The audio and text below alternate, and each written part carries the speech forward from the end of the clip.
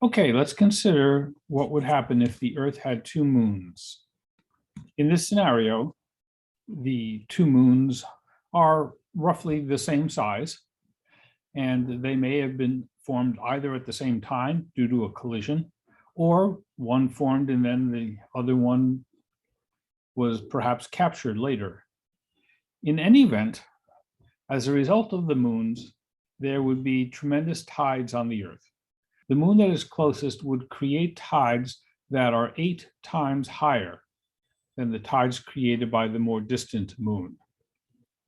And therefore, as the two moons orbit, the high tide on the Earth would tend to follow the closer moon more than the more distant moon.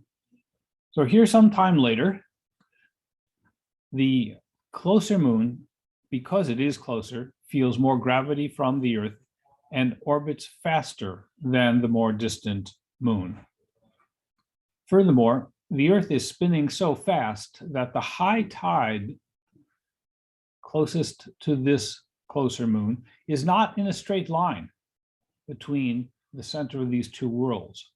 The high tide is slightly ahead of the moon, the closer moon, and as a result, the force of gravity from the Earth on the closer moon is not in a straight line between the two worlds.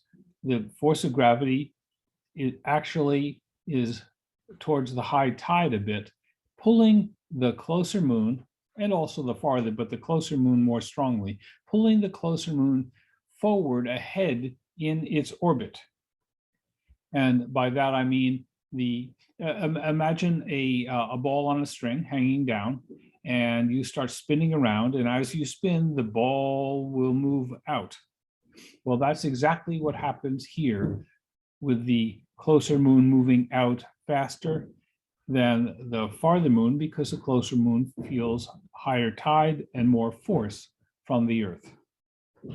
So as the time evolves, the closer moon moves out faster and therefore eventually approaches the farther moon. And the end of the scenario is when the two moons collide. So that is the fate of the Earth with two moons.